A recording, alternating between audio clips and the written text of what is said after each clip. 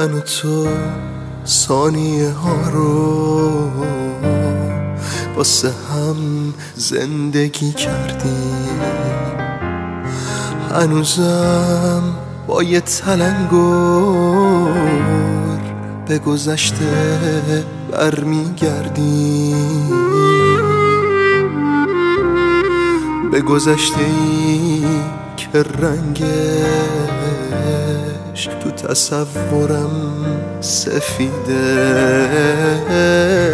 مثل تأثیر یه رویا که به هم دلخوشی میده.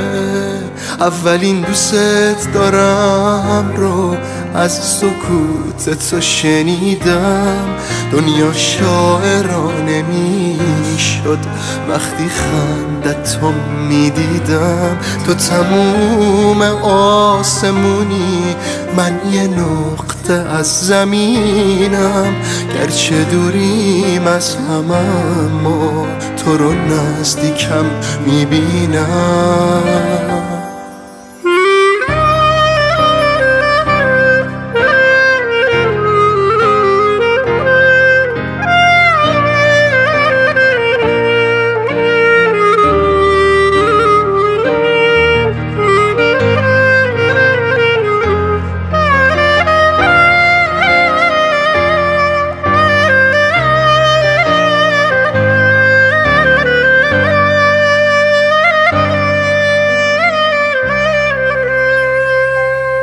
دنیا منهای تو هیچه، زندگیم قده آهه،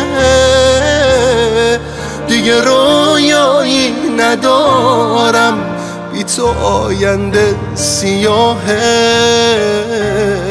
راستشو بخوای هنوزم حسرت همیشگیمی، من کجای زندگیتم، تو کجای زندگیمی،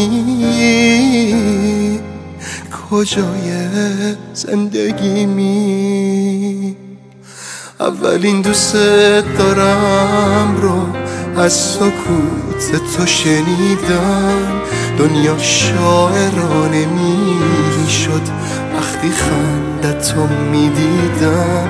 تو تموم آسمونی، من یه نقطه از زمینم، گرچه دوریم از هم اما تو رو نزدیکم میبینم.